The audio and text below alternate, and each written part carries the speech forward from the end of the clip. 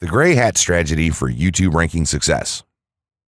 First off, let me just say that the reason it's called the gray hat is because there's a few different ways to go about it. Some of them are black hat, and some of them are white hat. The entire method here is just fine in regards to TOS on any video sharing or hosting platform, so there's no need to worry about that stuff. Now that you're sure of this, let's get right into it. In terms of creating a video, it doesn't matter what kind of video you upload to YouTube, this strategy will work for any video. Just make sure that your video is optimized in terms of production. That means you should have a clear call to action within the video or something that encourages your viewers to take action in some way or another. This is, of course, dependent on the goal of your video. Let's say you have a video created and you've set up your YouTube channel so that the homepage is fully optimized. You should have an appropriate channel name, art, a description, connected social networks, and make it look like the channel is active, which it should be. Now, this is the important part. You have to do some relevant research for the optimization of your video.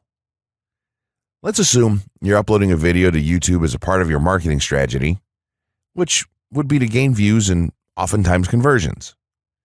This would mean that you want the video to rank high in the search results and draw in unique visitors on autopilot. After all, that's one of the biggest benefits of video marketing as a whole when it comes to the internet.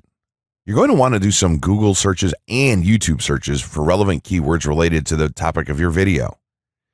This could be different variations of keywords or key phrases.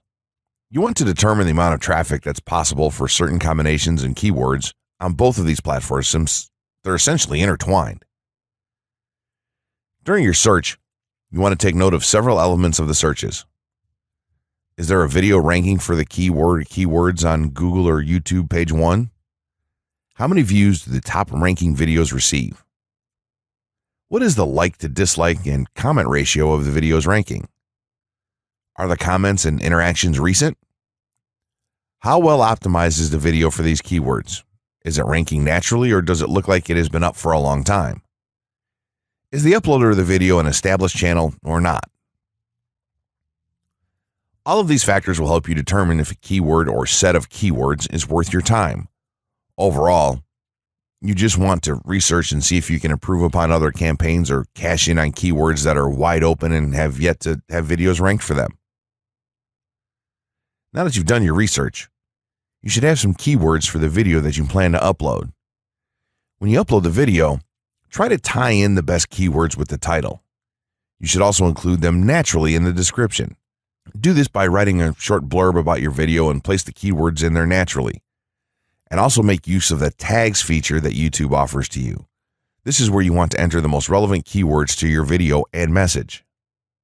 It's super important that you don't start keyword stuffing during any of this though.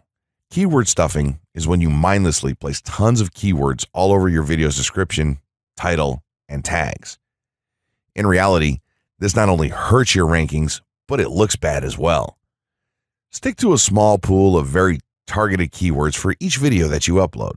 In some cases, you could create multiple generic videos with a call to action and maybe different art or styles and then upload them with this method. This is where some marketers may consider this process to be a bit gray hat or even black hat.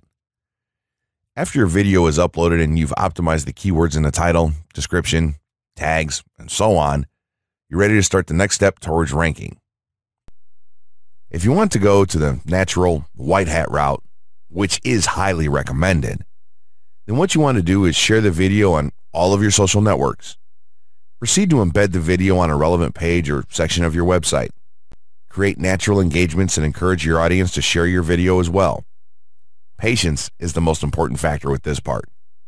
Don't be afraid to network and reach out to other YouTubers politely to ask if they can help you out with your videos. In time, the more social signals and natural backlinks that you receive towards your video, the higher it's going to rank. If you're creating valuable content, then it shouldn't be a problem to get websites and other networks and people to share your content with their own audiences or friends. If you want to go a somewhat black hat route, then you can start purchasing backlinks or running SEO campaigns and pointing them to your videos.